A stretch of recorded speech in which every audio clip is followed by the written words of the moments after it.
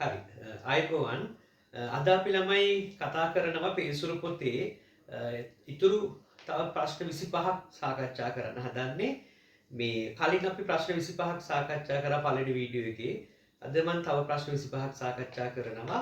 එතකොට අනිවාර්යෙන් ළමයි කෙමිස්ට්‍රි වලට එකක් ගන්න නම් මෙන්න මේ ක්‍රමේ අනුව වැඩ කරා නම් හරි ඕගොල්ලන් මේ වීඩියෝ එක බලලා මේ ප්‍රශ්න වලට අදාළව විවරණ ලියන්න. එතකොට පාඩමෙන් පාඩම ඕගොල්ලන්ගේ හොඳ සිද්ධාන්ත දැනුමක් එක්ක විභාග ප්‍රශ්නත් කෙරෙනවා. පැහැදිලිද? ඒක තමයි ඉතින් අත්‍යවශ්‍ය වෙන්නේ කෙමිස්ට්‍රි වලට එකක් ගන්න. හරි. ඒ වගේම තමයි මුලින්ම මම මේ දෙවෙනි පාඩමේ ගොඩක් වෙලාට ව්‍යුහයක හැඩයයි ඉලෙක්ට්‍රෝනිකල් ජ්‍යාමිතිය අහනෝනේ. මම ඒ නිසා ඒකේ පොඩ්ඩක් තියරි කොටස කියලා දෙන්නම්. ඔන්න අහගන්න. ළමයි යම් ව්‍යුහයක තියෙන සිග්මා බන්ධන ඉලෙක්ට්‍රෝන යුගල් ගණන සහ එකසර ඉලෙක්ට්‍රෝන යුගල් ගණන කියන දෙකේම එකතුවට කියනව ළමයි VSEPR යුගල් කියලා. වැස්ප යුගල්. හරිද? එතකොට ඕනම බන්ධනයක ළමයි සිග්ම බන්ධන එකයි තියෙන්නේ. හොඳේ. ඒ කියන්නේ ද්විත්ව බන්ධනයක් ගත්තා සිග්ම බන්ධන එකයි. ත්‍රිත්ව බන්ධනයක් ගත්තා සිග්ම බන්ධන එකයි. ඉතුරු ඒවා ෆයි බන්ධන. ඒ නිසා සිග්ම බන්ධන ඉලෙක්ට්‍රෝන ගල් වලටයි එකසර ඉලෙක්ට්‍රෝන ගල් වලටයි මේ දෙක එකතුවට කියනවා VSEPR යුගල් කියලා. එතකොට මේ VSEPR යුගල් සංඛ්‍යාව අනුව මූලික ජ්‍යාමිතික ආකාර පහක් තියෙනවා. ඊට පස්සේ ඒ මූලික ජ්‍යාමිතික ආකාර පහ නැත්නම් ඉලෙක්ට්‍රෝන යුගල් ජ්‍යාමිතික ආකාර පහ ඇසුරෙන් අපිට තව හැඩ ලබා ගන්න පුළුවන්. ඉස්සෙල්ලා මම මූලික ජ්‍යාමිතික ආකාර පහ කියන්නම්. ඔන්න අහගන්න. ළමයි මම පෙන්නන මෙතන VSEPR යුගල් ගන්න වැස්ප යුගල් ගණන ඊට පස්සේ සිග්මා බන්ධන ඉලෙක්ට්‍රෝන යුගල් ගණන එකසර ඉලෙක්ට්‍රෝන යුගල් ගණන ඊළඟට ඉලෙක්ට්‍රෝන යුගල් ජ්‍යාමිතිය ඊට පස්සේ හැඩය මේ වගේ තමයි දැන් සම්පූර්ණ කරලා දැන් ඊට කලින් මම අර වැස්ප යුගල් සංඛ්‍යාව අනුව මූලික ජ්‍යාමිතික ආකාර පහ කියලා දෙන්න. වැස්ප යුගල් දෙක නම් ළමයි මූලික ජ්‍යාමිතික ආකාර වෙන්නේ රේඛීය කියන ඉලෙක්ට්‍රෝන යුගල් ජ්‍යාමිතිය. තුනක් නම් වැස්ප යුගල්. එතකොට අපි කියන්නේ මේ විදිහට කෝණයක් මෙතන කෝණ අංශක 180යි මෙතන කෝණ අංශක 120යි තලීය ත්‍රිකෝණාකාර කියන ජ්‍යාමිතිය. හරිද? ඊළඟ මූලික ජ්‍යාමිතික ආකාරය වෙන වැස්ප හතරක් තියෙනකොට වැස්ප හතරක් තියෙනකොට මේ හැමතිස්සෙම මධ්‍ය පරමාණු වටේ තමයි ඔය වැස්ප යුගල් ගන්න බලන්නේ. හොඳේ? හරි. වැස්ප හතරක් තියෙනකොට කෝණ අංශක 109.5යි මේක චතුස්තලීය ඉලෙක්ට්‍රෝන යුගල් ජ්‍යාමිතිය ලැබෙනවා. වැස්ප පහක් ආවොත් මේ විදිහට එකම තලයක මේ වැස්ප තුනක් තියෙනවා. මේ කෝණ 120යි මේ දෙන්න මේක ලම්බකව තමයි තියෙන්නේ. කොහොම ලම්බකව තියෙන්නේ. ඒතර ඒක කියනවා ත්‍රියානති ද්විපිරමිඩාකාර ජ්‍යාමිතිය කියලා. ත්‍රියානති ද්විපිරමිඩාකාර ජ්‍යාමිතිය. හරිද? ඊළඟට වැස්ප හයක් ආවොත් ළමයි වැස්ප හයක් ආවොත් අෂ්ටතලීය කියන ජ්‍යාමිතිය. ඔන්න ඔහොම මූලික ජ්‍යාමිතික ආකාර පහක් තියෙනවා. ඊට පස්සේ හැඩය හොයනකොට අපි හොයන්නේ ළමයි හැඩය බලද්දී සිග්ම බන්ධන ඉලෙක්ට්‍රෝන යුගල් පැවතිච්ච විදිය විතරයි ව්‍යාප්ත වෙච්ච විදිය විතරයි බලන්න හැඩය හොයනකොට එකසර තියෙන දිහා බලන්නේ නැහැ ළමයි. පැහැදිලිද? ඒ නිසා අපිට තව හැඩ ලබා ගන්න පුළුවන් එකසර ඉලෙක්ට්‍රෝන යුගල් සංඛ්‍යාවේ වෙනස්කම් අනුව. ඔන්න මම ඒක පැහැදිලි කරන්න. එහෙනම් ඉස්සෙල්ලා තේරුම් ගන්න වැස්ප යුගල් ගණන අනුව මූලික ජ්‍යාමිතික ආකාර පහක් අපි අඳුර ගන්නවා. රේඛීය ජ්‍යාමිතිය, තලි ත්‍රිකෝණාකාර, චතුස්තලීය, ත්‍රියානති ද්විපිඩාකාර, අනිත් එක අෂ්ටතලීය. දැන් මම පෙන්නන්නම් හැඩ ලබා ගන්න හැටි.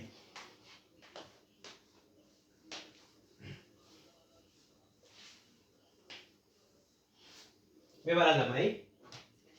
වැස්ප යුගල් දෙකක් වෙලා ඒ දෙකම අනිවාර්යෙන් සිග්මා. හොඳේ? ඒක අනිවාර්යෙන් සිග්මා. එකසර නෑ කොහොමද? බිඳුව. එතකොට ඉලෙක්ට්‍රෝන යුගල් ජ්‍යාමිතිය රේඛීයයි. හැඩයත් රේඛීයයි. ඒක වෙනසක් කියන්නේ නැහැ. වැස්ප යුගල් තුනක් ආවොත් තුනම සිග්ම වෙලා එකසර බිඳුවක් නම් ජ්‍යාමිතිය තලීය ත්‍රිකෝණාකාරයි. එකසර නැති නිසා මෙහෙම තියෙන්නේ ඔන්න ජ්‍යාමිතිය. එකසර නැති නිසා ළමයි හැඩයක් මොකද වෙන්නේ? තලීය ත්‍රිකෝණාකාර. හැඩයක් තලීය ත්‍රිකෝණාකාර. මේ දෙක ඇඳගත්තු. ඊළඟට වැස්ප තුනක් ඇවිල්ලා දෙකක් සිග්ම වෙලා එකක් එකසර වුණොත් ජ්‍යාමිතිය වෙනස් වෙන්නේ නැහැ ළමයි. ජ්‍යාමිතිය තලීය ත්‍රිකෝණාකාර තමයි. හැබැයි හැඩය වෙනස් වෙනවා. කොහොමද? හැඩය වෙනකොට සිග්ම බන්ධන දිහා විතරක් බලන්න. එකසර තියෙන හැටි බලන්න අවශ්‍ය නැහැ. හැබැයි ඔයාලා හැඩය හොයාගන්න ටිකක් හිතන්න සරලයි. ඉස්සෙල්ලා මේ මූලික ජ්‍යාමිතිය අඳින්න ළමයි. දැන් එකසර එකක් තියෙනවනේ. ඒ නිසා මේ උඩට එකසර යුගල හොදා. දැන් බලන්න මෙන්න මේ දෙන්න කොහොමද ඉන්නේ? මේ දෙන්න ඉන්නේ කෝණයක් වගේ නිසා මේ හැඩය අපි හඳුන්වනවා කෝණික හැඩය කියලා. ඒ නිසා වැස්ප තුනෙන් ඔච්චරයි ලැබෙන්නේ හැඩ. කීයද? වැස්පගල් තුනේ හැඩ දෙකක් ලැබෙනවා. තලීය ත්‍රිකෝණාකාර හැඩයයි කෝණික හැඩයයි. පැහැදිලිද? ඊළඟට ළමයි වැස්පගල් හතරක් આવොත් අපි බලමු මොකද වෙන්නේ කියලා. වැස්ප හතරක් ඇවිල්ලා හතරම සිග්මා එකසර බිඳුව නම් ජ්‍යාමිතිය මොකද්ද? චතුස්තලීය. චතුස්තලීය ජ්‍යාමිතිය. ඉතින් හතරම සිග්ම නිසා හැඩයත් මොකද වෙන්නේ? චතුස්තලීයම තමයි. හැඩයත් චතුස්තලීයම තමයි. හරි ළමයි. ඊළඟට මම මෙතන මේ ටික ඔයාලා සටහන් කරගන්න හොඳේ. දැන් ඊළඟට බලමු වැස්ප හතර තාම ඉන්නේ අපි. වැස්ප හතරයි සිග්ම 3යි එකසර එකක් ආවොත්. හරි? ජ්‍යාමිතිය වෙනස් වෙන්නේ නැහැ. ඉලෙක්ට්‍රෝන ජ්‍යාමිතිය වැස්ප හතර නිසා චතුස්තලීයමයි. හැබැයි හැඩය වෙනස් වෙන්න ඕනේ. මේ බලන්න අපි ඉස්සෙල්ලා මේක අඳිනවම. දැන් බලන්න ළමයි එකසරේ උඩට දාන්නකො එකසරයයි තියෙන්නේ. මේ තුන කොහොමද බලන්න තියෙන්නේ? මේ තුන තියෙන ගම් පිරමීඩයක් වගේ නිසා අපි කියනවා පිරමීඩාකාර හැඩය කියලා.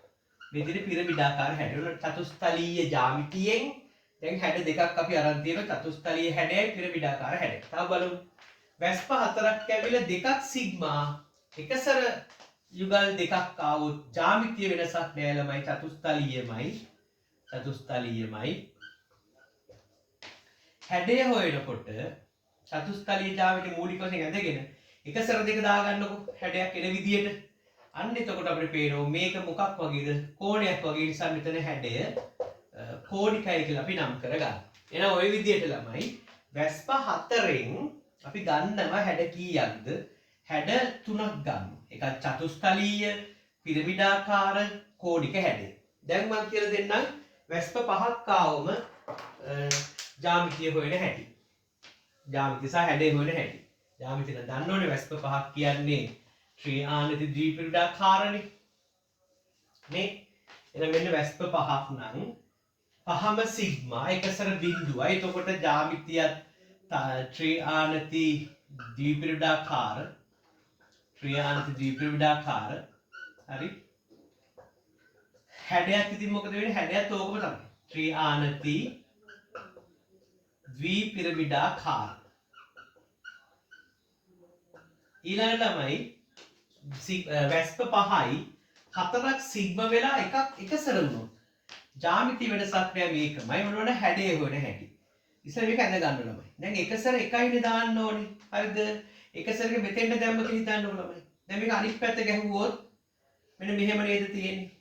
මෙතන අපිට සීසෝවක් වගේ නේ අන්න. ඒ නිසා මේ හැඩය අපි හඳුන්වනවා සීසෝ හැඩය කියලා. සීසෝ හැඩය. හරිද?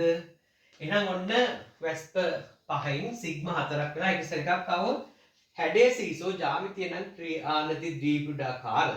ඊළඟ වැස්ප පහක් ඇවිල්ලා සිග්ම 3යි එකසර දෙකක් આવොත් හරිද ළමයි? ජ්‍යාමිතිය වෙනසක් නැහැ. ත්‍රිආනති ද්විපිරිඩාකාර. අපි බලමු හැඩය ගන්න හැටි. ඔන්න මූලික ජ්‍යාමිතිය ඇඳා. හරිද? එකසර දෙකක් නිසා ළමයි එකසර දෙක මෙන්න මේ පැත්තට දැම්ම කියලා හිතන්නකෝ. මොකද මේවා පිළියෙල වෙන්නේ මේ ඉලෙක්ට්‍රෝන ගල් පිළියෙල වෙන්නේ ළමයි විකර්ෂණ අවම වෙන විදියට. ත්‍රිමාන අවකාශ පිළියෙල වෙන්නේ විකර්ෂණ අවම වෙන විදියට. මේ ඇත්තට මේ තමයි හොඳම විකර්ෂණ අවම වෙන ආකාරය. හරිද? හරි මේක මොන අකුර වගේද බලන්න. T අකුරක් වගේ නේද? එහෙනම් මේක අපි කියනවා T හැඩය කියලා. ඊළඟට වැස්ප 5යි දෙකක් සිග්ම වෙලා 3ක් එකසර වුණොත් ජ්‍යාමිතිය වෙනසක් නැහැ ළමයි. හැඩය ගමු බලන්න. හැඩය කොහොමද ගන්නෙ? මේ බලන්න. අපි ඉතින් මේක ඇඳ ගන්නවා. එකසර 3ක්නේ. එකසර 3ක් වල ඔන්න එකක්, ඔන්න අනිත් එක, ඔන්න තව එකක්. මේ දෙන්න තියෙන්නේ කොහොමද? රේඛාවක් වගේ නිසා අපි කියනවා මොකක්ද? රේඛීය හැඩය. ඔන්න එහෙනම් වැස්ප 5න් අපිට හැඩ 4ක් ගන්න පුළුවන් ළමයි. පැහැදිලිනේ? ඊට පස්සේ අපි බලමු වැස්ප 6න්. හරි? වැස්ප 6න් කොහොමද හැඩ සහ ජ්‍යාමිතිය ලබා ගන්න කියලා. මේ බලන්න. වැස්ප 6. වැස්ප 6යි 6ම සිග්මා එකසර බිඳුවක් වුණොත් අෂ්ටතලීය ජ්‍යාමිතිය තමයි තියෙන්නේ. හැඩයත් මොකද වෙන්නේ? හැඩයත් එකසර නැති නිසා අෂ්ටතලීයම තමයි. හරිද ළමයි? ඊළඟට වැස්ප 6ක් වෙලා සිග්ම 5ක් වෙලා එකසර එකක් ආවොත් ජ්‍යාමිතිය අෂ්ටතලීයම තමයි. දැන් බලමු හැඩය ගන්න හැටි. ඉස්සෙල්ලා මේක ඇඳ ගන්නවා. මූලික ජ්‍යාමිතිය. එකසර එකක් නම් මේක පල්ලෙහාට දාන්න. ඉතුරු ටික බලන්න ළමයි. ඉතුරු ටික මෙන්න මෙහෙම තියෙන්නේ. මේ හතරම තියෙන එක තලයක. එහෙනම් සමචතුරස්‍රාකාර පිරමිඩීය. මේක හෝංග්‍රාෆ් ආකාරයෙන් හැදෙන පිරමිඩීය. පිරමිඩීය සමචතුරස්‍රාකාර පිරමිඩීය කියලා හැඩේ තමයි ලැබෙන්නේ. හරිද?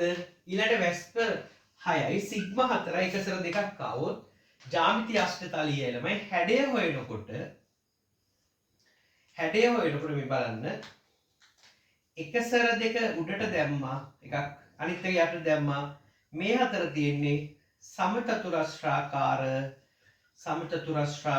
තලීය. හරි? සමචතුරස්‍රාකාර තලීය ඔන්න හැඩ ටික. එහෙනම් වැස්ප 6න් ළමයි අපි හැඩ 3යි කතා කරන්නේ. හරිනේ? දැන් ඔන්න මම ඔයගලට හැඩ ටික ගැන කියලා දුන්නේ මේ පාඩමේ ප්‍රශ්නවල ගොඩාක් හැඩ සහ ඉලෙක්ට්‍රෝඩික ජ්‍යාමිතිය අහන නිසා. හරිද? දැන් බලමු අපි පේසුරු පොතේ 26 වෙනි ප්‍රශ්නේ.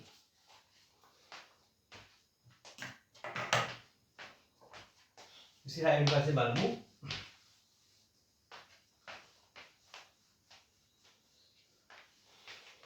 හරි මෙන්න 26 වෙනි ප්‍රශ්නේ. හයිඩ්‍රජන් බන්ධන ගැන අහන්නේ. මේ ද්විතීක අන්තර්ක්‍රියා ගැන අහන ප්‍රශ්නයක්. හරිද ළමයි? NH2 කාණ්ඩය මගින් හයිඩ්‍රජන් බන්ධන ඇති විය හැක. ඔව්. හයිඩ්‍රජන් එක්ක ෆ්ලූවරින්ට බැඳිලා තියෙන්න ඕනේ. නැත්නම් හයිඩ්‍රජන් ඔක්සිජන්ට බැඳිලා ඉන්න ඕනේ. නැත්නම් හයිඩ්‍රජන් නයිට්‍රජන්ට බැඳිලා ඉන්න ඕනේ. හරිද ළමයි? මූලික වශයෙන් ඔය අපි සරල කරන පොන් නේ පොන්. හයිඩ්‍රජන් මේ පොන් වලට සම්බන්ධ වෙලා ඉන්නකොට මේ හයිඩ්‍රජන් තවත් එවෙනින්ම පොන් නැත්නම් FON මේ පරමාණු අතර ඇතිවන අන්තර්ක්‍රියාවට තමයි හයිඩ්‍රජන් ඉලෙක්ට්‍රෝන අන්තර්ක්‍රියාවට තමයි කියන්නේ හයිඩ්‍රජන් බන්ධන කියලා. සාමාන්‍යයෙන් හයිඩ්‍රජන් බන්ධන හැදෙන්න නම් හයිඩ්‍රජන් පොන් වලට සම්බන්ධ වෙලා තියෙන්න ඕනේ. ඉතින් ඒ මූලික අර්ථ දැක්වීම. එතකොට ඒකෙදී ළමයි ඉතින් NH2 නේ. NH2 කාණ්ඩයක වලට පැහැදිලිව පේනවා. හයිඩ්‍රජන් සම්බන්ධ වෙලා ඉන්නේ නයිට්‍රජන්ට. එහෙනම් එයාට හයිඩ්‍රජන් බන්ධන හදන්න පුළුවන්. SiH2 කාණ්ඩයට හයිඩ්‍රජන් බන්ධන හදන්න බෑ ළමයි. සිලිකන් මේ අර්ථ දැක්වීමේ නෑ නේද? පොන්නේ ඉන්නේ. ඒ නිසා ඒක ගන්න බෑ වැරදි ප්‍රකාශය. CH3 කාණ්ඩේ මගේ ප්‍රබල හයිඩ්‍රජන් බන්ධන ඒත් බෑ ළමයි. කාබනුත් අරන් නෑනේ හයිඩ්‍රජන් බන්ධන අර්ථ දැක්වීමට. ද්‍රව HF තුල ප්‍රබල හයිඩ්‍රජන් බන්ධන පවතී. ඉතින් මෙන්න හයිඩ්‍රජන් ෆ්ලුවරින්ට බැඳිච්ච අවස්ථාවේදී හයිඩ්‍රජන් බන්ධන හදන්න පුළුවන්. ඒ නිසා පිළිතුර පැහැදිලි. A හා D. ඒ නිසා උත්තරේ 4 තමයි එන්නේ 26ට. හරිනේ? ඊට පස්සේ 27 වෙනි ප්‍රශ්නේ බලන්න.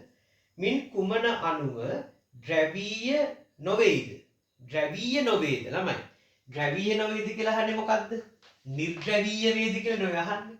දැන් අපි බලමු යම් අණුවක් ද්‍රවීයයි නිර්ද්‍රවීය කියලා බෙදන්නේ කොහොමද ළමයි? මෙන්න මෙහෙමයි කරන්නේ.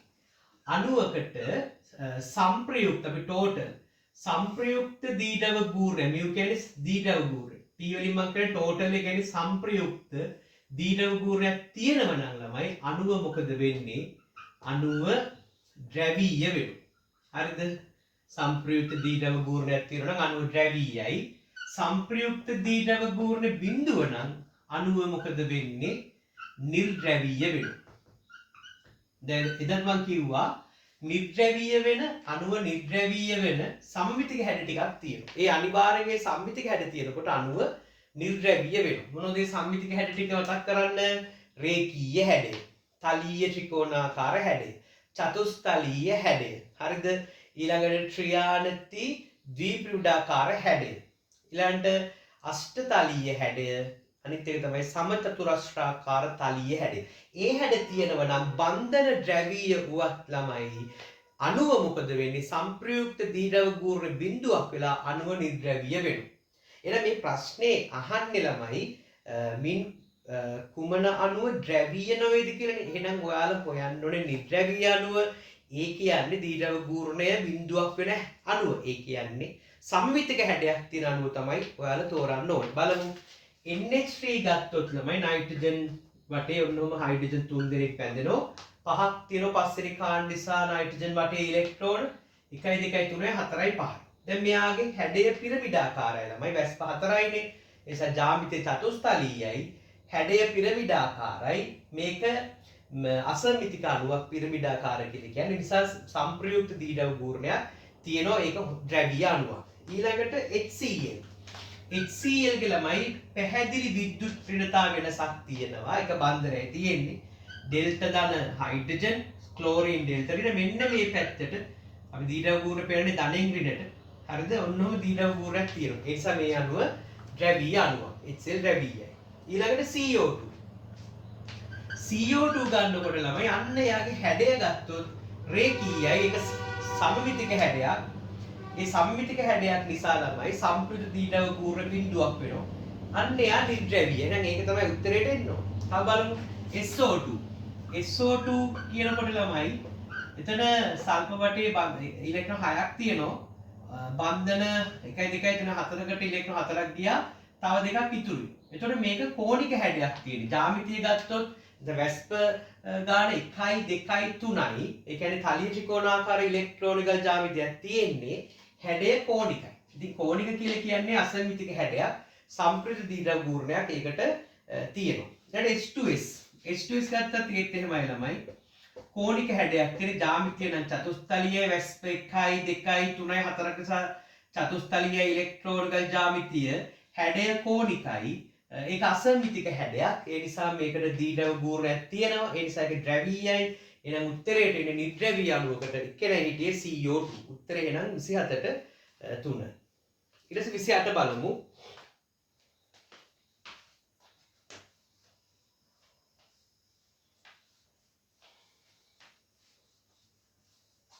ඒක අහනවා ළමයි. ඒක සත්‍ය අසත්‍ය ප්‍රකාශ දෙකක් තියෙන ප්‍රශ්නයක්.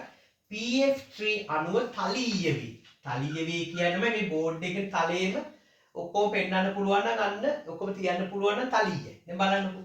PF3 අපි අඳිනකොට ළමයි ඔය විදියට වැස්ප 4ක්නේ තියෙන්නේ. ඒ කියන්නේ චතුස්තලීයයි ජ්‍යාමිතිය හැඩය පිරමිඩාකාරයි. පිරමිඩාකාර හැඩය අඳිනකොට මම ඇත්තම විදිය අඳින්නම්.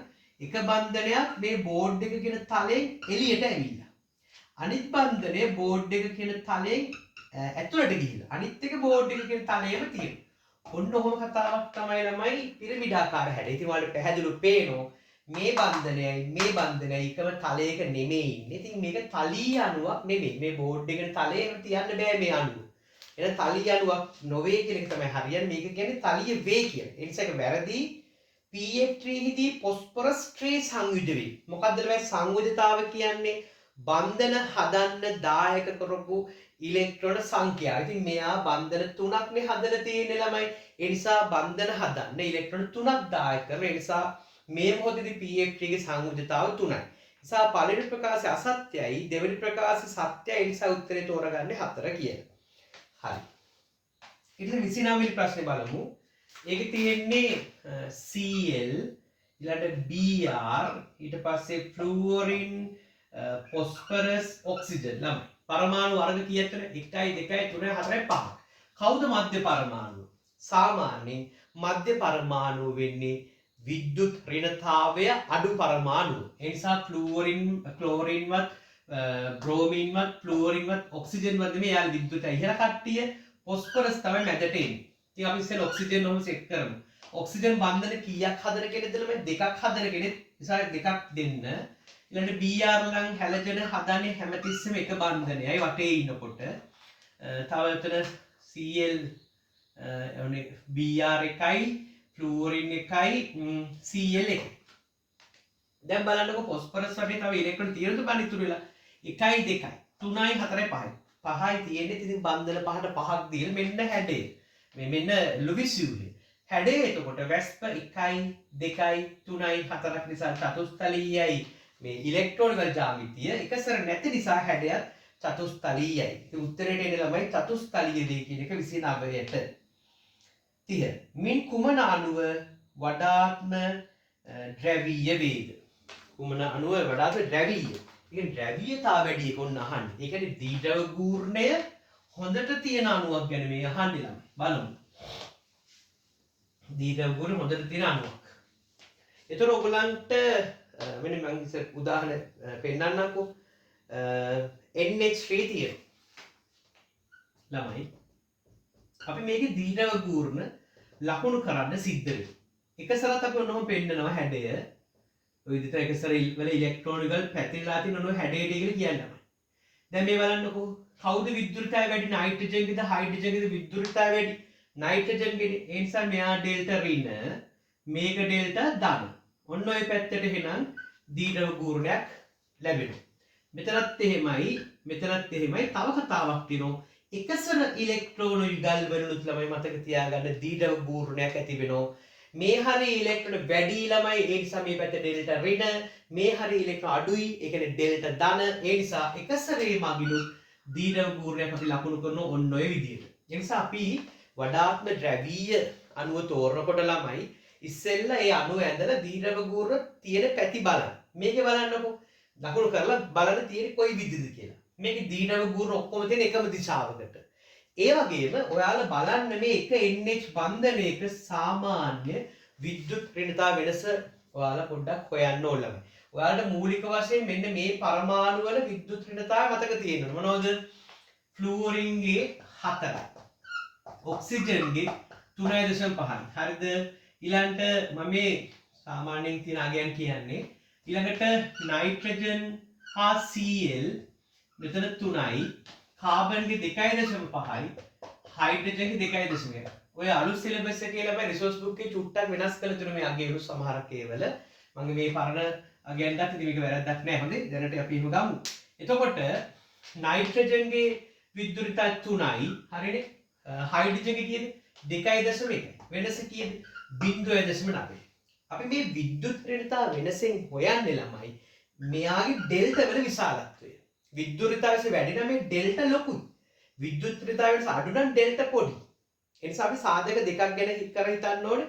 දීද්‍රව ගූර්ණ තියෙන දිශාව ගැන හිතන්න ඕනේ. අනිත් එක විද්‍යුත් ඍණතා වෙනස හොයන්න ඕනේ. මොන දැන් මම පළවෙනි උත්තරේ හිතුවා. දැන් බලමු ඊළඟට H2O. මේ බලන්න. ජලය. එයාගේ ඔන්න ඔහම හැඩයක් නේ තියෙන්නේ. කෝණික හැඩයක් තියෙන්නේ. කොහොමද දීද්‍රව ගූර්ණ ලකුණු වෙන්නේ? දීද්‍රව ගූර්ණ ලකුණු වෙන්නේ මෙන්න මේ විදිහට. ඔක්සිජන් තමයි විද්‍යුතය වැඩි. එයා ඩෙල්ටා ඍණ හයිඩ්‍රජන් ඩෙල්ටා ධනෙන් ඍණට තමයි ඉහිසියම් වෙන්නේ. මෙතන ওই පැත්ත තමයි දීද්‍රව ගූර්ණ. එහෙනම් මේකෙත් වල පේනවා පැහැදිලිවම දීද්‍රව ගූර්ණ තියෙන ළමයි එකම දිශාවකට. එහෙනම් අපිට හරි පොඩ්ඩක් අමාරුයි. එකම දිශාවකනේ දීද්‍රව ගූර්ණ තියෙන්නේ. ඒතර මෙයාට වඩා මෙයාගේ වැඩිද නැත්නම් මෙයාට වඩා මෙයාගේ වැඩිද කියන එක හරියටම කියන්න බෑ ළමයි. ඒ නිසා අපි විද්‍යුත් ඍණතා වෙනසත් හොයන්න ඕනේ. වෙනස හොයලා ඩෙල්ටා වල විශාලත්වය බලමු. OH බන්ධනයක වෙනස හොයනකොට ඔක්සිජන්ගේ කීයද 3.5යි හයිඩ්‍රජන්ගේ 2.1යි. ඒතර වෙනස එනවා ළමයි 1.4ක්. අන්න මෙයාගේ වෙනසට වඩා මෙයාගේ වෙනස වැඩි නිසා මෙයාගේ ඩෙල්ටා ලොකුයි. ඒතර දීද්‍රව ගූර්ණත් එකම දිශාවට තියෙන්නේ. ඒ නිසා මෙයාට වඩා මෙයාගේ සංප්‍රයුක්ත දීද්‍රව ගූර්ණ වැඩි. ඒ නිසා NH3ට වඩා H2O ගේ ද්‍රවීයතාවත් වැඩි. තව බලමු අනිත් ඒවා එතකොට. අනිත් ඒවා දීලා තියෙන ළමයි H2S. මෙයා වගේම H2S ගන්නකොට මතක තියාගන්න දීද්‍රව ගූර්ණ ලකුණු වෙන්නේ එකම දිශාවට ළමයි. අර වගේමයි ඔන්නෝමයි. හැබැයි පොඩි වෙනසක් තියෙනවා. මෙයාගේ ඩෙල්ටා ඒ කියන්නේ විද්‍යුත් ඍණතා වෙනස ගත්තොත් දැන් සල්ෆර් වෙනස ගත්තොත් ඉතා කුඩයි. මොකද කාබන්ගේ සල්ෆර්ගේ 2.5යි හයිඩ්‍රජන්ගේ 2.1. දශම 4. ඉතින් චූටි වෙනසක්. ඒ නිසා මෙයාගේ ඩෙල්ටා පොඩි. එහෙනම් මෙයාට වඩා මෙයාගේ දීර්ඝ ගුණ අඩුයි. ඒ කතා කරන්න දෙයක් නැහැ. ඊළඟට දීලා තියෙන්නේ H2TE H2TE ගත්තොත් ඔක්සිජන්, සල්ෆර්, සෙලිනියම්, ටෙලියුරියම්. ඔන්න ඔහොමනේ තියෙන්නේ. පල්ලෙහාට යද්දි මේ මැද මේ පරමාණුවේ විද්‍යුත්තාව අඩු වෙනවා. විද්‍යුත්තාව අඩු වෙනවා පල්ලෙහාට යනකොට. ඉතින් ඒ නිසා ඔයාලා තේරුම් ගන්න දැන් මැද TE ඉන්නකොට විද්‍යුත් ඍණතාව මිස තවත් මොකද වෙන්නේ? තවත් අඩු වෙනවා. නේද ළමයි? තවත් මේකේ විද්‍යුත් ඍණතාව වෙනස අඩු වෙනවනේ. ඒ නිසා H2S ටත් වඩා මෙයාගේ ඩෙල්ටා මොකද මම පෙන්නන්නේ ඩෙල්ටා ඔන්න චූටි අඩුයි. ඒ නිසා මෙයාගේ දීර්ඝ ගුණ අඩුම වෙනවා. මේ තුන් දෙනාගෙන් මෙයා තමයි අඩුම, ඊට මෙයාගේ දීර්ඝ ගුණ වැඩි, මෙයා තමයි දීර්ඝ ගුණ වැඩිම එක. හැබැයි මෙයාටත් වඩා මෙයාගේ දීර්ඝ ගුණ අඩු වෙන්න ඕනේ හේතුව මේ වෙනසට වඩා මේ වෙනස වැඩි නිසා. පැහැදිලිද ළමයි? ඒ නිසා හරි සරලව මේක උත්තරය හොයන්න පුළුවන්. වඩා වැඩිපුරම දීර්ඝ ගුණයක් තියෙන්නේ ජලයට. පැහැදිලිද? ඒ නිසා එයා තමයි වඩාත්ම ද්‍රවීය වෙන්නේ. හරිනේ? උත්තරය එතකොට එන්න ඕනේ 30ට 2. හරි 31 වෙනි ප්‍රශ්නේ බලමු ළමයි. ඒක අහන්නේ මින් කුමන එක වඩාත්ම වාෂ්පශීලී වේද? ළමයි වාෂ්පශීලීතාවය වැඩි වෙන්න නම් ඒ මොකද වාෂ්පශීලීතාවය කියන්නේ ද්‍රවයක් වාෂ්ප බවට පත්වීම. ද්‍රව අණු අතර බැඳීම් කැඩිලා වාෂ්ප අණු බවට පත්වීම. එතකොට ළමයි වාෂ්පශීලීතාවය වැඩිම වෙන්න නම් ඒ ද්‍රව අවස්ථාවේදී අංශු අතර බැඳීම් මොන වෙන්න ඕනද? දුර්වල වෙන්න ඕන. එච්චර තදින් බැඳෙන්නේ නැහැ. එයාලා එකට එකතු වෙලා ඉන්න කැමති නැහැ, එළියට යන්න කැමති. නේ? බැඳීම් දුර්වල වුණාම මේකනේ වෙන්නේ. අන්න ඒ නිසා බැඳීම් දුර්වල වුණාම අන්තරණුක ආකර්ෂණ බල දුර්වල වුණාම තමයි වාෂ්පශීලීතාවය වැඩිම වෙන්නේ. හැබැයි අන්තරණුක ආකර්ෂණ බල ප්‍රබල නම් එයාලා හරි ආදරෙන් ළඟින් තදින් බැඳිලා ඉන්නේ. එයාගෙන අනේ ඔයා යන්න එපා කොහාටවත්. ද්‍රව අවස්ථාවෙන් ඉන්න. කිකි එහෙම හරි ආදරෙන් ඉන්න. බැඳීම් ප්‍රබල වෙනකොට. එතකොට වාෂ්ප වෙන ප්‍රමාණය අඩුයි. නේද ළමයි? ඒ නිසා අන්තර් අණුක ආකර්ෂණ බල ප්‍රබලතාවට මොකද්ද වෙන්න ඕනේ එහෙනම්? අන්තර් අණුක ආකර්ෂණ බල ප්‍රබලතාවයට මොකද වෙන්න ඕනේ? වාෂ්පශීලීතාවය වැඩි වෙන්න නම් අන්තරණුක ආකර්ෂණ බල ප්‍රබලතාවය අඩු වෙන්න ඕනේ. ඉතින් මේක අහන්නේ ඒ කතාවනේ වාෂ්පශීලීතාවය වැඩිපුරම එක අහන්නේ. බලමු. CH4 ගත්තොත් ළමයි එයාට සමමිතික හැඩයක් තියෙනවා චතුස්තලීය. ඒ නිසා එයා μ සමානයි බිඳුව. ඒ කියන්නේ සංප්‍රයුක්ත දීර්ඝ ගුණ බිඳුවක් වෙච්ච අණුවක්. එහෙනම් ඒ අණුව අපිට කියන්න පුළුවන් මොකක් කියලාද? ඒක නිර්ද්‍රවීය අණුවක්. එතකොට නිර්ද්‍රවීය අණුව අතර තියෙන මොන ආකර්ෂණ බලද ළමයි? ලන්ඩන් අපකිරණ බල. හරිද ළමයි? එතකොට ඒක තමයි සාමාන්‍යයෙන් අපි කියනකොට කියන්නේ ලන්ඩන් අපකිරණ බල තමයි දුර්වල වෙන්නේ. නමුත් ස්කන්ධයේ අතර සැලකිය යුතු වෙනසක් නොතිබෙන්න ඕනේ. හොඳේ. ස්කන්ධ අතර ලොකු වෙනසක් තියෙනවා නම් ළමයි ලන්ඩන් බල තියෙන කෙනාගේ ආකර්ෂණ බලය ප්‍රබල වෙනවා. ඉතින් අපිට බලමු මේක ස්කන්ධයේ පෘෂ්ඨික වර්ග වලින් චුට්ටක් බලන්න ඕනේ. මේක උත්තරේ හොයන්න නම් හරියට. මොකද ලන්ඩන් අපකිරණ බලවල ප්‍රබලතාවය කෙරෙහි බලපාන ප්‍රධානම සාධකය තමයි පෘෂ්ඨික වර්ගඵලය. පෘෂ්ඨික වර්ගඵලය වැඩි නම් ලන්ඩන් අපකිරණ බල ප්‍රබලතාවය වැඩි වෙනවා. හරිනේ. අපිට බලමු. ඉතින් දැනට අපි බලමු CH4 ගේ උමයි තියෙන්නේ. ඊළඟට දීලා තියෙන ළමයි NH3. NH3 කියන්නේ හොඳ ද්‍රවීය අණුවක්. හරිද? එයාට μ තියෙනවා. μ ඇත. ඒ කියන්නේ සංප්‍රයුක්ත දීර්ඝ ගුණයක් තියෙනවා. එයා ඒ නිසා ද්‍රවීය අණුවක්. එහෙනම් ද්‍රවීය අණුවක ළමයි අණු අතර තියෙන මේ බැඳීම මොකද්ද? දැන් ද්විතීයික අන්තර්ක්‍රියාව මොකක්ද? දීර්ඝ ආකර්ෂණ බල තියෙනවා. ඒ වගේම ලන්ඩන් අපකිරණ බලත් තියෙනවා. ඕනම අණු හෝ පරමාණු අතර ලන්ඩන් බල කොහොමද තියෙනවා. හරිද ළමයි? එතකොට ඔන්න NH3 ගේ එහෙම දීර්ඝවත් තියෙනවා. දැන් පොඩ්ඩක් බලමු. මෙයාගේ අපෙන් ආයේ වාෂ්පශීලීතාවෙන් අන්තර්ණුක ආකර්ෂණ දුර්වල කියන අපි හොයන්න ඕන. දැන් බලන්න. සාමාන්‍ය මෙයාගේ ස්කන්ධය ගත්තොත් ළමයි 16යි. මෙයාගේ ස්කන්ධය ගත්තොත් 14යි 17. ඉතින් ස්කන්ධ ආශ්‍රම සමාන වෙනකොට අනිවාර්යයෙන්ම ලන්ඩන් දුර්වලයි. දීර්ඝ ප්‍රබලයි. මතක තියාගන්න. ස්කන්ධ ආසන්න වශයෙන් සමාන ලන්ඩන් දුර්වලම එක හොඳේ. ඊට වඩා දීර්ඝ ප්‍රබලයි. නිසා මෙයාට වඩා මෙයාගේ අන්තර්ගත ආකර්ෂණ බල ප්‍රබලතාවය වැඩි. ඊට පස්සේ බලමු H2O. H2O ගත්තොත් ළමයි ඔයාලා දන්නවා මෙයාගේ තියෙන විශේෂ දීර්ඝ බැඳීමක්. ඒකට කියන්නේ මොකක් කියලායි? මේක ද්‍රවීය අණුවක්. මොකක්ද ආකර්ෂණ බලය? හයිඩ්‍රජන් බන්ධන. හයිඩ්‍රජන් බන්ධන. ප්‍රබල හයිඩ්‍රජන් බන්ධන. ඒ නිසා ළමයි මෙයාගේ ප්‍රබල හයිඩ්‍රජන් බන්ධන තියෙන නිසා මේ දෙන්නටම වඩා තව දෙයක් ළමයි මෙතන මේ දීර්ඝ නෙමෙයි කියන්නේ මොකක්ද NH3 අණු අතර තියෙන හයිඩ්‍රජන් බන්ධන. හොඳේ. මෙතන හයිඩ්‍රජන් බන්ධන ගමු. මොකක්ද දන්නවද? හයිඩ්‍රජන් බන්ධන හැදෙනකොට මම ඉස්සෙල්ලා කිව්වා හයිඩ්‍රජන් බැඳලා ඉන්නේ කාටද? පොන් වලට. ඉතින් නයිට්‍රජන් බැඳලා ඉන්නේ. මෙතන හැදෙන හයිඩ්‍රජන් බන්ධන. හැබැයි මේ තරම්ම මේ හයිඩ්‍රජන් බන්ධන ප්‍රබලතාවය මෙයාගේ වැඩි වෙන්නේ නැහැ.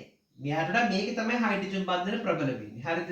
ඒතර කොහොමද තමයි මේ නිද්‍රව්‍ය කෙනාට වඩා හයිඩ්‍රජන් බන්ධන තියෙනකොට මෙයාට වඩා මෙයාගේ බැඳීම් ප්‍රබලයි. හරිනේ? ඒකත් මතක තියාගන්න.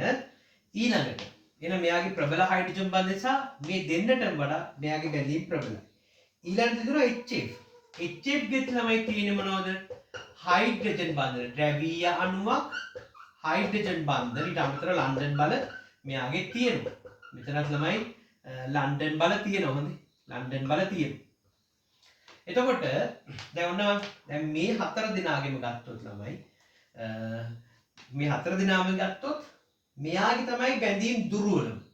ඊට වඩා මෙයාගේ වැඩි. ඊට වඩා මෙයාගේ බැඳීම් වැඩි. වැඩිම වෙන්නේ ජල අණු අතර බැඳීම්. ඊට ස්ථිරෝ නියෝන්. නියෝන් ගත්තොත් තනි පරමාණුවක් ළමයි. එතකොට මෙයාගේ තියෙන ලන්ඩන් බල. එහෙනම් දැන් අපිට මේ තුන් දෙනා අයින් කරන්න පුළුවන්. මෙයාලගේ බැඳීම් ප්‍රබල. දැන් ඔයාලා හොයන්න ඕනේ ළමයි නියෝන් ගේ තියෙන ලන්ඩන් බල හරිද? CH4 ගේ තියෙන ලන්ඩන් බල මේ දෙන්නගෙන් ප්‍රබලතාව වැඩි ලන්ඩන් බලයේ තියෙන කාටද කියලා අපි හොයන්න ඕනේ. සාමාන්‍යයෙන් නියෝන්ගේ ස්කන්ධය 20යි ළමයි. හරිද? දැන් එතකොට ඔයාලට මම කිව්වා ලන්ඩන් බල ප්‍රබලතාවය තීරණය කරන ප්‍රධානම සාධකය තමයි මොනවද? ලන්ඩන් බල ප්‍රබලතාව තීරණය කරන ප්‍රධානම සාධකය තමයි පෘෂ්ඨික වර්ගඵලය. ළමයි මේක ලොකු අණුවක් නේ ළමයි. මේ තනි පරමාණුවක් නේ. මේකට වඩා මේගේ පෘෂ්ඨික වර්ගඵලය මොකද වෙන්නේ ළමයි? වැඩි. ඒ නිසා මෙයාගේ ලන්ඩන් බල ප්‍රබලතාවයට වඩා මෙයයිගේ ලන්ඩන් බල ප්‍රබලතාවය වැඩි. ඒ නිසා මෙයාගේ ද්විතීයික අන්තර්ක්‍රියාවල ප්‍රබලතාවය වැඩි. ඊට වඩා මෙයාගේ ද්විතීයික අන්තර්ක්‍රියාව දුර්වලයි. ඒ කියන්නේ මෙයාගේ අන්තර්ගත ආකර්ෂණ බල ප්‍රබලයි. මෙයාගේ අන්තර්ගත ආකර්ෂණ බල වලට වඩා. එහෙනම් දුර්වලම අන්තර්ගත ආකර්ෂණ බල තියෙන්නේ ඔය උත්තර පහෙන් මෙයාගේ. එහෙනම් මෙයාගේ තමයි වාෂ්පශීලීතාවය වැඩිම වෙන්න ඕනේ. ඒ නිසා 31ට එන්න ඕන උත්තරේ 5. හරි. ඊළඟට බලමු 32 දෙවෙනි ප්‍රශ්නේ 32. ළමයි ෆොස්ෆරස්ගේ සංයුජතා ඉලෙක්ට්‍රෝන ගාන 5යි. ඒ කියන්නේ බන්ධන උපරිම වශයෙන් 5යි හදන්න පුළුවන්. ඒතර PF4+ කියලා කියනකොට ළමයි අනිවාර්යයෙන්ම හැලජන පරමාණු වටේ ඉන්නකොට එයාට ආරෝපණ දාන්න යන්න එපා. ඒ ආරෝපණේ ෆොස්ෆරස්ට දාන්න. ධන කියන්නේ එක ඉලෙක්ට්‍රෝන අයින් කරන. 5ක් තියෙන්න ඕනේ හරිනම් ෆොස්ෆරස්ගේ සංයුතා කවච 5ක් තියෙනකොට පස්වෙනි කාණ්ඩ නිසා ධන කියන්නේ එකක් අයින් කරලා එතකොට ඒක 4යි. ඒ 4 ෆ්ලූරින් 4ක් එක බැඳුණා. ඒතර එක සැර මුකුත් නැහැ. එහෙනම් මේකේ හැඩයනේ දහන්නේ. හැඩය අහනවා චතුස්තලීයයි. ඉතින් මේකේ උත්තරේ චතුස්තලීය කියන එකක් දීලා තියෙනවා. නෑ නේ. තුන්වෙනි උත්තර 32 3 දීලා තියෙනවා චතුස්තලීය වේ කියලා. 33 බලමු. ඒකට හැඩයක් අහන්නේ 33. POCl BRF කල්ලුත් මේක හැඩේ හෙව්වා අපි. ෆොස්ෆරස් තමයි මධ්‍ය පරමාණුව. Cl එක බන්ධනයකින් සෙට් කරන්නේ. හැලජන් එක බන්ධන වලින් සෙට් වෙන්නේ. ඊට පස්සේ ෆ්ලූරින් එක බන්ධනයකින් ඔක්සිජන් දිත්තු බන්ධනයකින්. හැඩය මොකද්ද? චතුස්තලීය වේ කියන එක එන්නේ. එහෙනම් 33ට එන්නේ 4 වෙනි එක චතුස්තලීය හැඩය. 34 ගත්තොත් ClO3- ඇන අයනේ හැඩය සම්බන්ධයෙන් අහන්නේ. ClO3 minus ළමයි මධ්‍ය පරමාණුව මෙතන Cl. මොකද විද්‍යුත් අඩුයි ඔක්සිජන්ට වඩා. ඊළඟට අපි සාමාන්‍යයෙන් මගේ ක්‍රමයක් තියෙනවා කැමැත්ත මත බන්ධන සෙට් කිරීම කියලා. ඒකේ වීඩියෝ එකක් ඇති බලපු නැතිල මේක බලන්න. මෙයා දෙන්නෙක්ට කැමති. හැබැයි ඍණ ආරෝපණයක් තියෙනකොට ළමයි එක්කෙනෙක්ට ඍණ දීලා කැමැත්ත ඉටු කරන්නයි කිව්වා. ඒ ක්‍රමේ බලන්න හොඳේ. ඊට පස්සේ මෙතෙන්ට මෙයා දෙන්නෙක් කැමති නිසා දෙකක් දෙන්න. ඍණ දීලා කැමැත්ත ඉටු කරා. කියන්නේ ඍණ කියන්නේ බන්ධනයක් ඇයි සිතන්න කිව්වා. සාමාන්‍යයෙන් ඔක්සිජන් දෙන්නෙක්ට කැමති බන්ධන. එතකොට ඍණ තියෙන නිසා ඔක්සිජන්ට ඍණ දීලා කැමැත්ත ඉටු කරා. දැන් මේකත් බන්ධනයක් මේකත් බන්ධනයක් කියලා හිතමු හරනේ බන්ධන දෙකයි. දැන් Cl වටේ ඉලෙක්ට්‍රෝන කොහොමද ගණන් කරන්නේ? බන්ධන කීයක් දැනට හදලාද? 1 2 3 4 5. හත්වෙනි කාණ්ඩෙන්නේ Cl. සංයුක්ත කවච 7ක් තියෙනවනේ ඉලෙක්ට්‍රෝන Cl වටේ. දැනට බන්ධන පහට 5ක් ගිහිල්ලානේ දෙකක් එහෙනම් ඉතුරුයි. ඔන්න මෙයාගේ view හෙලමයි. දැන් බලන්න වැස්ප කීයක් මෙයාගේ තියෙනවද Vs EPR යුගල් ගන්න පොඩ බලන්නකො වැස්ප 1යි 2යි 3යි 4යි වැස්ප 4යි එකසර 1යි නේ සිග්මා තියෙනවා 1යි 2යි 3ක් එකසර තියෙනවා එතකොට එකක් එහෙනම් ජ්‍යාමිතිය චතුස්තලීයයි හැඩය මොකද වෙන්නේ පිරමිඩාකාරයි. ඉතින් අපි අහන්නේ එයාගේ කියන්නේ සත්‍ය ප්‍රකාශයේ චතුස්තලීයේ වැරදි ඒ තලීය වේ වැරදි ඒ T අකුරක් හැඩය ගන්නව වැරදි ඒ ත්‍රියාන්ති පිරමිඩීය වේ ඒකත් වැරදි ඊළඟට ඒට SO3 අණුවේ හැඩයද අපි හතරෙන් කොට බලන්න ඒ ත්‍රියානති දීපිඩාකාර නෙමෙයි ත්‍රියානති පිරමිඩීය හරිනේ ළමයි ආනති තුනක් තියෙන පිරමිඩීය මේක හොඳට බලන්න ඕනේ මේක දී කතාව නෑනේ හතරෙන් එකේ තියෙන ත්‍රියානති පිරමිඩීය ඒ නිසා ඒක හරි ළමයි හතරම උත්තරේ නේද පස්සේ හිතනවා ඒට SO3 අණුවේ හැඩයද. ඉතින් SO3 අණුව එන්දොත් මොන වගේද SO3? සල්ෆර් හයිබ්‍රිඩ් කාණ්ඩින්නේ මෙන්න බන්ධන 6ක්ම හදලා තියෙන දෙක දෙක. එතකොට ඒක තලිය ත්‍රිකෝණාකාරයි. ඉතින් මේක පිරමිඩීය නිසා ඒකට උත්තරේ එන්න ඕනේ 34ට 4 වෙනි එක. ඊළඟට මින් කුමන අණුවේ දීර්ඝ ස්වභාව අඩුම වේද කියලා අහනවා.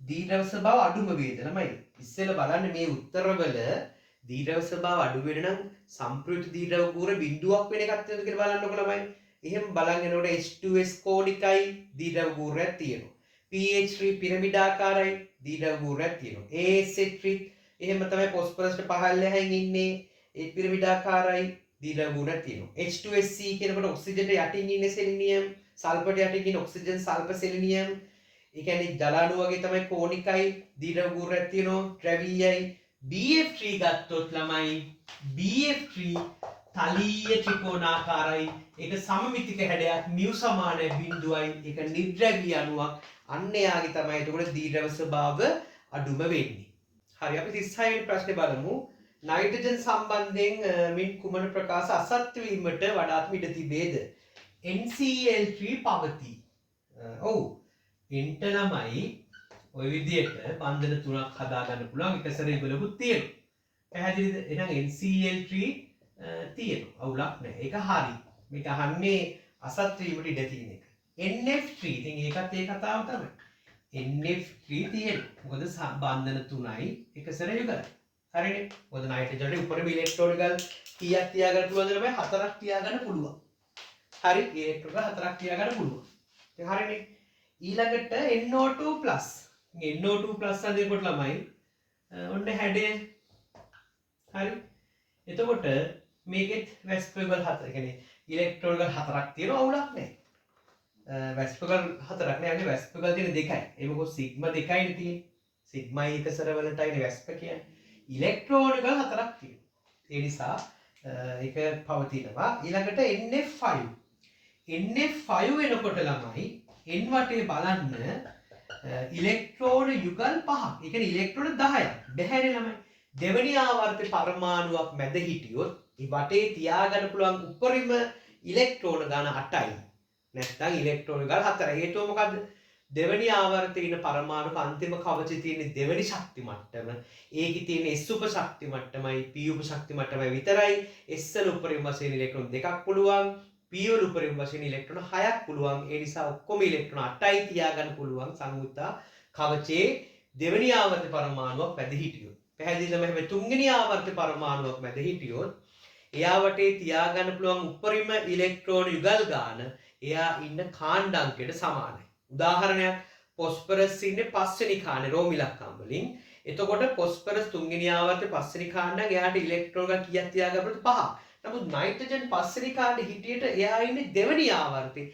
ඒ නිසා මෙහෙම ඉලෙක්ට්‍රෝන ගාන 5ක් තියාගන්න බෑ ළමයි. NF5 කෙනෙක් පවතින්නේ නැහැ. ඒ නිසා ඒක වැරදි. N2H4 N2H4 කියනකොට මෙන්න මෙහෙම ව්‍යුහයක් තියෙන්නේ.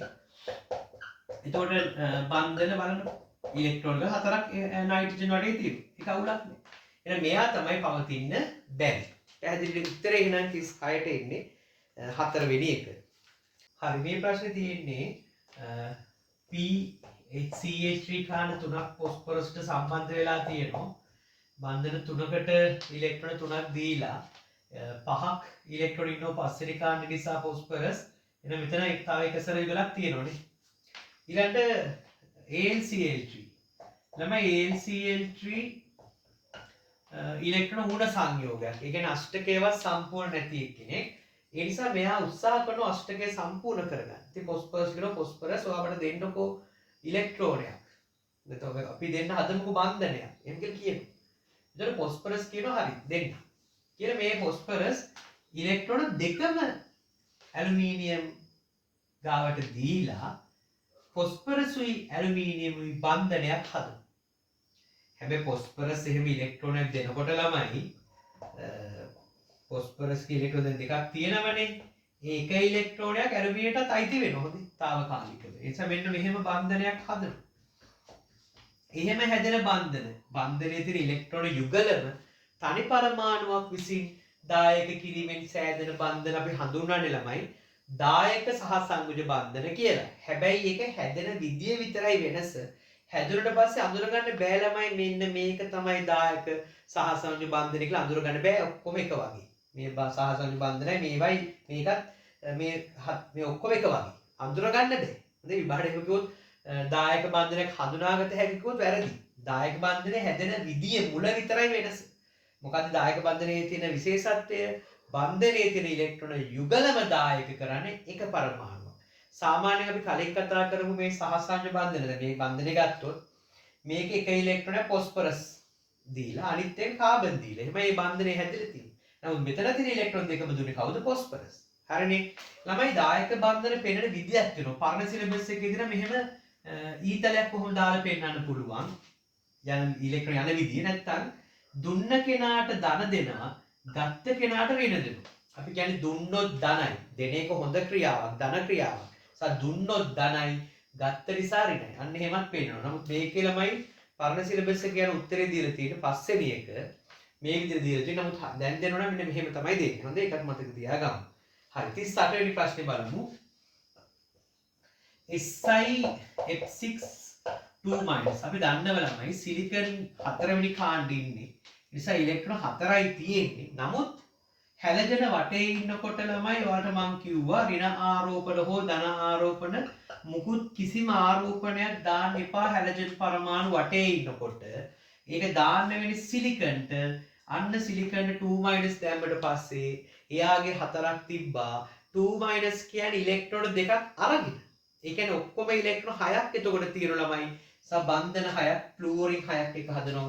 මෙයාගේ හැඩය ඉතින් අෂ්ටතලීයයි ඉලෙක්ට්‍රෝන තියෙන ගාන අහන්නේ සංයුතා කවචේ ඉතින් ගණන් කරන සංයුතා කවචය මේ පෙන්නලා තියෙන්නේ 12යි බන්ධන 6ක් කියන්නේ එක බන්ධනයක ඉලෙක්ට්‍රෝන 2යි දෙවරක් 6 12යි නිසා උත්තරේ එන්න ඕනේ 38ට පස්වෙනි එක 39 වෙනි ප්‍රශ්නේ ළමයි මේ රසායනික ගණනේ ගානක් දීලා තියෙන අපි ඒක පස්සේ හදමු අපි මේ හදන දෙවෙනි පාඩම දාලා ගණන් ටිකනේ ප්‍රශ්න ටිකනේ හරි ඇමෝනියා අණුවේ හැඩයට මේ 40 වෙනි ප්‍රශ්නේ කරන්නේ ඇමෝනියා අණුවේ හැඩයට සමීප සමානකම් දක්වන හැඩයක් ඇත්තේ වෙන කුමන එකටද?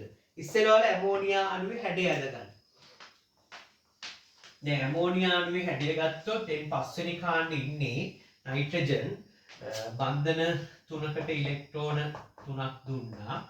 තව දෙකක් ඉතුරුනේ NH විතර. වැස්ප 4ක් තියෙනවා චතුස්තලීය ජ්‍යාමිතිය. එකසර එකක් නිසා හැඩය පිරමිඩාකාරයි. අපෙන් ඒතර අපි තෝරාගෙන පිරමිඩාකාර හැඩයක් තියෙන එකක් නේ. SO3 ගත්තොත් ළමයි තලිය ත්‍රිකෝණාකාරයි. එකසර නෑ සිග්මා 3යි වැස්ප 3යි තලී ත්‍රිකෝණාකාරයි හැඩයයි ජ්‍යාමිතියයි දෙකම. SOCl2 ගන්නකොට ඔන්න ඔහොම එන්නේ බන්ධන 4යි තව දෙකක් ඉතුරු ඉලෙක්ට්‍රෝන. එක සැරේ ඉවරයි. අන්න ඒකේ වැස්ප 4යි ජ්‍යාමිතිය චතුස්තලීයයි. හැබැයි එක සැරයක් තියෙන නිසා සිග්මා 3යි එක සැරේ ඉලෙක්ට්‍රෝන ගාල 1යි. ඒ නිසා හැඩය පිරමිඩාකාරයි. මේකට සමානයි. ඒක තමයි උත්තරේ. COCl2 ගන්නකොට තලීය ත්‍රිකෝණාකාරයි ළමයි. ඊළඟට CO3 2- කියලා හදාගන්න 2- දාගන්න. එතකොට ඒක තලීය ත්‍රිකෝණාකාරයි. BF3 ගත්තත් තලීය ත්‍රිකෝණාකාරයි. ඒ නිසා උත්තරය අපිට පැහැදිලි. SOCl2. ඒ කියන්නේ උත්තරේ දෙවෙනි එක. 40ට 2.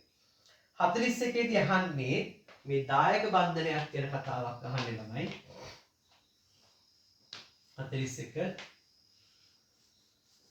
මේ බලන්න BF3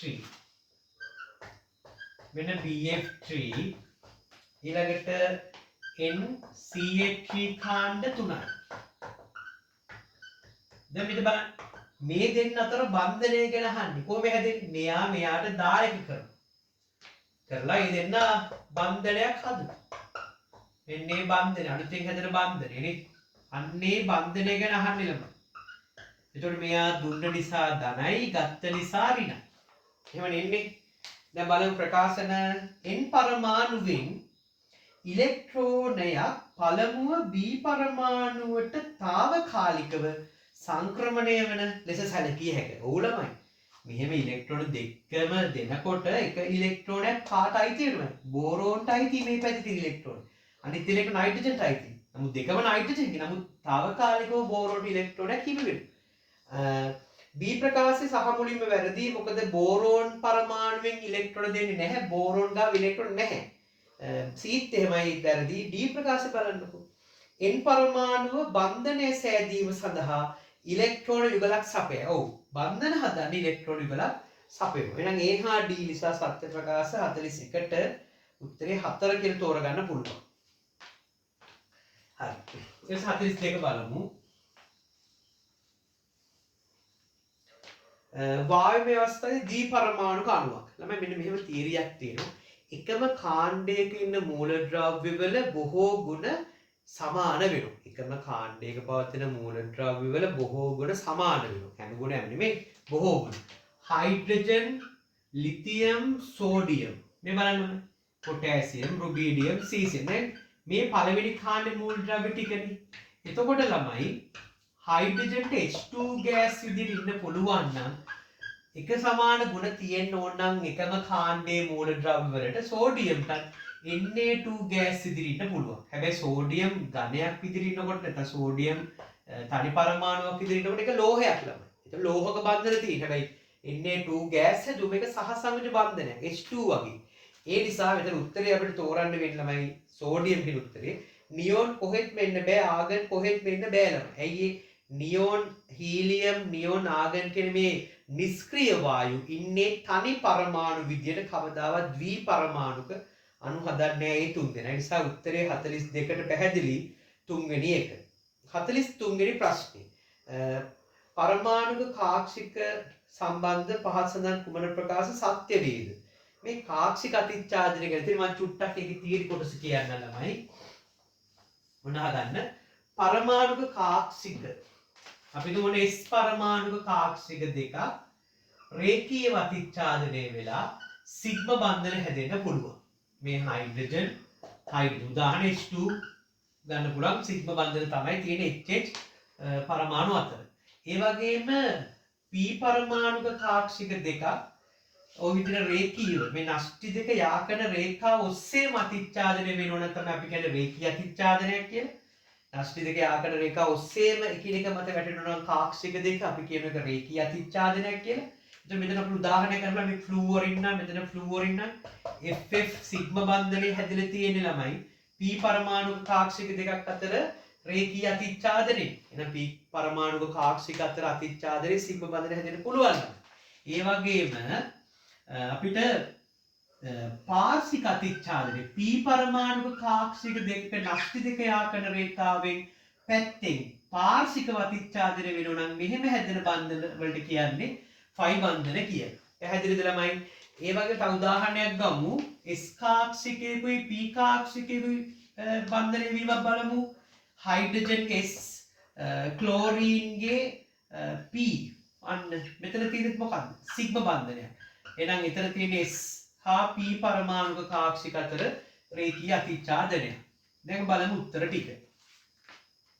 P කාක්ෂික දෙකක් අතිච්ඡාදනය වූ විට සෑම විටම පයි බන්ධනයක් සෑදෙන්නේ නැහැ. සිග්ම බන්ධනයක් හැදෙනවා, පයි බන්ධනයක් හැදෙනවා P කාක්ෂික අතර අතිච්ඡාදනය. පළවෙනි ප්‍රකාශය වැරදි. S කාක්ෂිකයක් P කාක්ෂිකයක් සමග අතිච්ඡාදනය වූ විට සිග්ම බන්ධනයක් හෝ පයි බන්ධනයක් සෑදිය හැකිය. ළමයි S කාක්ෂික පයි බන්ධන හදන්න සහභාගී වෙන්නේ නැහැ, සම්බන්ධ වෙන්නේ නැහැ. ඒ නිසා මේක S කාක්ෂිකයකුයි P කාක්ෂික අතර අතිච්ඡාදනයෙන් සිග්ම බන්ධනයක් හැදෙන්න පුළුවන් වුණාට පයි බන්ධනයක් කිසි විටක හැදෙන්නේ නැහැ. S කාක්ෂික මගින් පයි බන්ධන නොසෑදී. හරිනේ? B වැරදි. S කාක්ෂික දෙකක් අතිච්ඡාදනය වුණ සෑම විටම සිග්ම බන්ධනය සෑදේ. හරියටම හරි. S කාක්ෂික දෙකක් අතිච්ඡාදනය වුණාම හැවසිස්සම හැදෙන්නේ සිග්ම බන්ධනයක් තමයි. මුහුම්කරණය කියලා අපි පාඩමක් කතා කරමු මේ දෙවෙනි පාඩමේ කොටසක්.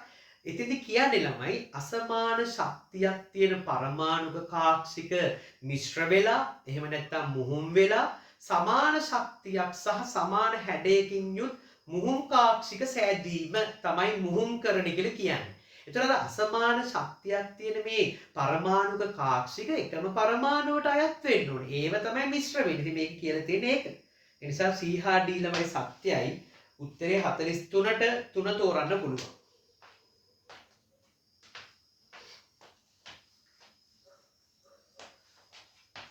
ඊට පස්සේ බලමු 44 සහසංයුජ සංයෝග පමණක්. ළමයි සහසංයුජ සංයෝග සාමාන්‍යයෙන් හැදෙන්නේ අලෝහ එකතු වෙලා.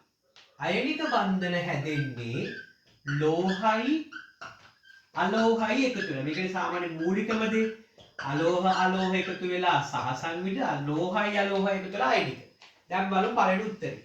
ළමයි පළවෙනි උත්තරේ කැල්සියම් ඔක්සයිඩ් කියන්නේ අයනික කෙනෙක්.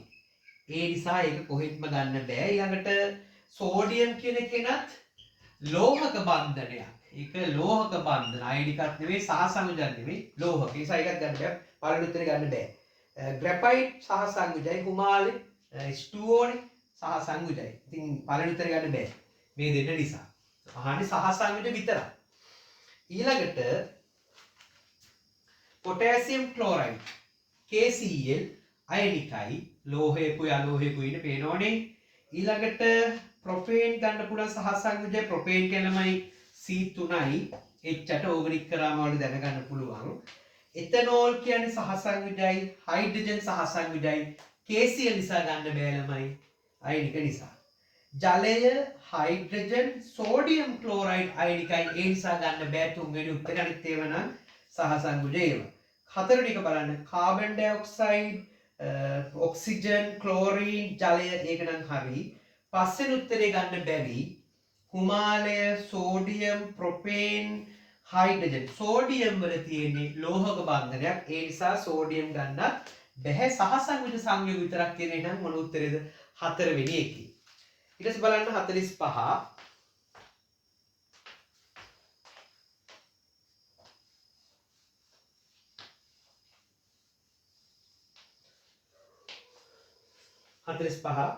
පහත් සඳහන් අණු අතර නිර්ද්‍රවීය එනම් දීඩව ගුණ ශූන්‍ය වන්නේ කුමන අණුවේද? දීඩව ගුණ ශූන්‍ය වෙන එක අහන්නේ ළමයි. හරි සරලයි. බෙරිලියම් ක්ලෝරයිඩ් අදිනකොටම තේරෙනවා රේඛීයයි. එතකොට ඒක නිර්ද්‍රවීයයි සම්මිතික හැඩයක් නේද? එහෙනම් උත්තරේ ඒක. අනිත් ඒවා බලමු හැඩ ඇඳලා NH3 පිරමිඩාකාරයි සම්ප්‍රයුක්ත දීඩව ගුණ ඇතිවෙනවා. මේක ද්‍රවීය අණුවක්. ඊළඟට CO ගේ ව්‍යුහය මෙහෙම අදින ළමයි පොඩ්ඩක් බලන්න. මෙතන බන්ධන දෙකට දෙකක් දීලා ඔක්සිජන්ගේ. එතකොට ඉලෙක්ට්‍රෝන හතරක් ඉතුරුයි. බන්ධන දෙකට දෙකක් දීලා කාබන්. තව ඉලෙක්ට්‍රෝන දෙකක් ඉතුරු හතරේ කාණ්ඩ නිසා. අෂ්ටකය සම්පූර්ණද මේ කාබන්ගේ නැහැ. ව්‍යුහය අස්ථායි වුණත් මෙයාලා උත්සාහ කරනවා අෂ්ටකය සම්පූර්ණ කරගන්න. එතකොට ළමයි මෙන්න මේක මෙතෙන්ට දාගන්නවා. එතකොට ව්‍යුහේ බලන්නකෝ ත්‍රිත්ව බන්ධනයක් හැදෙනවා. මේක දුන්නට මේ ඉලෙක්ට්‍රෝන දෙක මෙතෙන්ට දැම්මගෙන බන්ධනයක් හැදුවා කියලා කියන්නේ හොඳ. ඊ හිසේ වෙච්ච නිසා මේක ඍණ ඊ තලයේ පටන් ගත්ත නිසා දාන. මෙයාගේ පැහැදිලි විද්‍යුත් ඍණතා වෙනසක් තියෙන නිසා ළමයි මේ ඩෙල්ටා ධන ඩෙල්ටා ඍණ විදිහට කාබන් ඩෙල්ටා ධන ඔක්සිජන් ඩෙල්ටා ඍණ ඒ නිසා විද්‍යුත් ඍණතා වෙනසක් තියෙන නිසා මේක ද්‍රවීය අණුවක් දීර්ඝ ගුණයක් තියෙනවා. හරිද? H2O කෝණිකයි දීර්ඝ ගුණයක් තියෙනවා.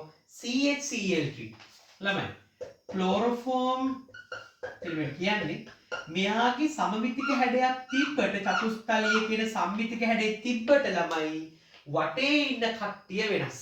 වටේ ඉන්න කට්ටිය සර්ව සමානන් විතරයි. සමමිතික හැඩ තියෙනකොට සංප්‍රයුක්ත දීර්ඝ ගූර්ණ බිඳුව වෙලා අණුවම නිර්ද්‍රවීය වෙන්නේ. පැහැදිලිද ළමයි? හැබැයි වටේ ඉන්න කට්ටිය වෙනස් වෙනකොට සම්මිතික හැඩ තිබ්බත් ද්‍රවීය දැන් දීර්ඝ ගූර්ණයක් ලැබිලා ද්‍රවීය අණුවක් බවට පත් වෙනවා. ඒ නිසා මේකේ නිර්ද්‍රවීය අණුවට එන්නේ බෙරිලියම් ක්ලෝරයිඩ් කියන උත්තරේ. 46 වෙනි ප්‍රශ්නේ. එහෙනම් උත්තරේ ඉන්නේ 45ට මොකද්ද? පළවෙනි එක. 46 නයිට්‍රෝනියම් අයනය. කියන්නේ NO2+ ගැන සැබෑ වන්නේ පහත් සඳහන් කුමන ප්‍රකාශද? NO2+ කියන මේ අයනය ගැන අහන්නේ ළමයි. අපි ඉස්සෙල්ලා view හැද ගමුකෝ. ඔන්න හරි. මේක කියනවා එහි හැඩය සරල රේඛීය වේ. ඔව් සරල රේඛීයයි. මොකද සිග්මා 2යි එකසර බිඳුවයි වැස්ප 2යි. සරල රේඛීය. එහි ඇත්තේ සිග්මා බන්ධන පවරේ නැහැ. මෙතන එකක් සිග්මා අනිත් එක ෆයි. සිග්මා ෆයි. එහෙනම් සිග්මා බන්ධන දෙකකුයි ෆයි බන්ධන දෙකකුයි තමයි තියෙන්නේ. හොඳයි. වැරදි. ඒතකොට B ප්‍රකාශය. එහි හැඩය කෝණික වේ වැරදි.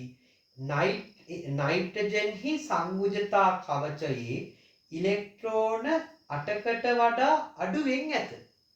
මේ අහන්නේ NO2+ නේ ළමයි. එතකොට මේක මේ නයිට්‍රජන් දිහා බලන්න. නිකන් නයිට්‍රජන් නෙමෙයි. N ගේ සංයුජතා කවචයේ ඉලෙක්ට්‍රෝන 8කට වඩා අඩුවෙන් ඇත. නැහැ ඉලෙක්ට්‍රෝන 8යි තියෙන්නේ. ඒ නිසා මේක ඒ ප්‍රකාශي පමණයි සත්‍ය වෙන උත්තරේ 5 කියලා තමයි ඒකට ගන්න වෙන්නේ. හරිනේ. ඊළඟ 47 වෙනි එක ද්වි පරමාණුක අණුවක් සෑදීමේ අඩුම ප්‍රවණතාවක් ඇති මූල ද්‍රව්‍යයේ සංයුජතා කවචයේ ඉලෙක්ට්‍රෝන වින්‍යාසය වන්නේ. ළමයි ද්වි පරමාණුක අණු හදන්නේ සාමාන්‍යයෙන් අලෝහනේ වායුනේ නේ. එතකොට S එක කියන්නේ කවුද? පළවෙනි කාණ්ඩේනේ. එතකොට ඒකේ හයිඩ්‍රජන් ඉන්න නිසා අන්න H2 හදන්න පුළුවන්. S එක කියන්නේ හයිඩ්‍රජන් අනිත්‍යව හදන්නේ නැහැ ගොඩක් වෙලාවට. H2 ගන්න පුළුවන්. එයා ද්වි පරමාණුක අණුවක් හදනවා. S2 කියනකොට ළමයි බෙරිලියම් මැග්නීසියම් කියන දෙවෙනි කාණ්ඩේ S2 කියන්නේ. එතකොට මෙයාලා නම් හදන්නේ නෑ ළමයි අණු. ලෝහනේ ඔක්කොම ටික අණු හදන්නේ නෑ. ඊළඟට S2යි P2 කියන්නේ පස්වෙනි කාණ්ඩේ. එකතු කරලා 3යි 2යි 5යි කියන්නේ පස්වෙනි කාණ්ඩේ. කියන්නේ නයිට්‍රජන් එයා හදනවා N2. ඉතින් එතකොට ඒක ගන්න පුළුවන් හරියට හදන එකක් විතර. S2යි P4 කියන්නේ 6 වෙනි කාණ්ඩේ. ඒ කියන්නේ ඔක්සිජන්.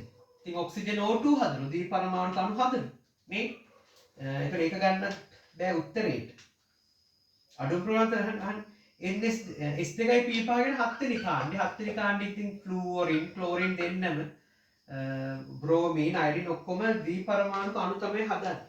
ඉතින් උත්තරයට ගන්න වෙන්නේ දෙවෙනි කාණ්ඩේ තියෙන එක කියන්නේ S2 තමයි ළමයි. S2 තමයි ද්වි පරමාණුක අණු සෑදීමට අඩුම ප්‍රවණතාවක් තියෙන්නේ. උත්තරේ ඒකට 2. SO4 2- අයනයේ හැඩයට සැලකිය යුතු තරම් වෙනස් හැඩයක් ඇති අයනය අහන්න. ඉස්සෙල්ලා SO4 2- ගේ හැඩය අපි අඳගමු.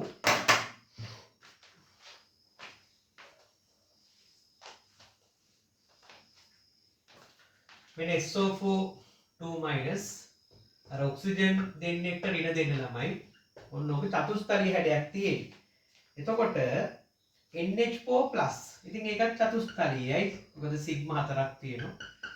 එක සැර නැහැ වැස් 4 චතුස්තරීයයි හැඩය. BCl4-. ඉතින් මම කිව්වා හැලජන වටේ ඉන්නකොට එයාට ආරෝපණ දාන්න එපා. මැද එක්කෙනා තමයි ආරෝපණය දාන්න වෙන්නේ. බෝරෝන්ට ඉලෙක්ට්‍රෝන 3ක් තිබ්බට ඍණ කියන්නේ එකක් අරගෙන ඉතින් ඉලෙක්ට්‍රෝන 4ක් දැන් තියාගෙන බන්ධන 4ක් හදලා. SF4 වෙනකොට බන්ධන 4ට 4ක් ගියා. තව ඉලෙක්ට්‍රෝන දෙකක් ඉතුරුයි. සීසෝ හැඩේ තියෙන්නේ. එන ඒක තමයි උත්තරේ. S2O2 හදනකොට මෙන්න මෙහෙමයි ළමයි ව්‍යුහය. ඔක්සිජන් දෙන්නට ඍණ දෙන්න. S2O2 චතුස්තරීයයි. CH4 ගත්තොත් ඒකත් චතුස්තලීයයි. හරි උත්තරේ පැහැදිලි. SF4 49 මින් කුමක් සහසංවිධ බන්ධන සෑදීම නිරූපණය කරයිද? අලෝහය ලෝහයකින් ඉලෙක්ට්‍රෝන ගැනීම. අලෝහයක් තවත් අලෝහයකින් ඉලෙක්ට්‍රෝන ගැනීම.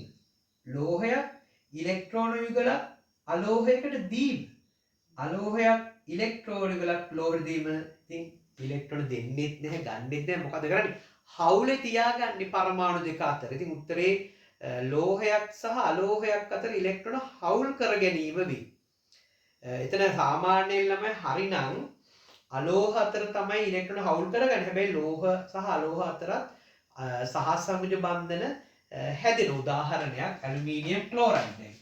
ඇලුමිනියම් කියන්නේ ලෝහයක්. හරි. ක්ලෝරින් කියන්නේ අලෝහයක්.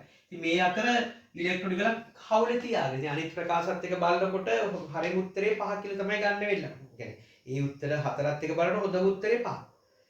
49 හරිනේ. හේතුව මෙන්න උදාහරණයක් මම දුන්නේ මෙන්න සහසංවිධයි ලෝහයකුයි අලෝහයකුයි ඉලෙක්ට්‍රෝන වල හවුලේ තියාගෙන. හරිනේ. ICl2 minus අයනේ හැඩයට සමාන හැඩයක් ඇති අණුව. ඉස්සෙල්ලා ICl2 minus අණුව අඳිමු. ඉතින් අයඩින් තමයි මධ්‍ය පරමාණුව.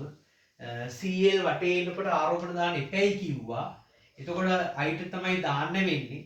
ඍණ එක. දැන් බන්ධන දෙකට දෙකක් දීලා 7 වෙනි කාණ්ඩේ අයඩින් ඉන්නේ ඉලෙක්ට්‍රෝන 7යි තියෙන්න ඕනේ. බන්ධන දෙකට දෙකක් දීලා ඉලෙක්ට්‍රෝන 5යි. ඍණ කියන එකක් අරගෙන ඒ කියන්නේ තව එතකොට ඉලෙක්ට්‍රෝන 6ක් තියෙනවා. එකසර 6ක් වෙන්න. හරි. ඔන්න එකසර 6ක් වෙනවා. දැන් වැස්ප බලන්නකෝ. වැස්ප තියෙනවා 5ක්. සිග්මා 2යි. නේ සිග්මා 2යි එකසර කීය? 3යි. ඒතර වැස්ප 5යි. ජ්‍යාමිතීය ක්‍රියාවිද දීප්තිකාර හැඩය මොකද වෙන්නේ? රේඛීය. එහෙනම් රේඛීය හැඩයක් තමයි තියෙන්නේ. SO2 ගත්තොත් SO2 කියලම ඔන්නම කෝණික හැඩයක් තියෙන්නේ. මොකද සිග්මා 2යි එකසර 1යි වැස්ප 3යි ජ්‍යාමිතීය තලි ත්‍රිකෝණාකාර එකසර 1ක් නිසා හැඩය කෝණිකයි. O3 ගත්තොත් මෙන්න O3 අණුව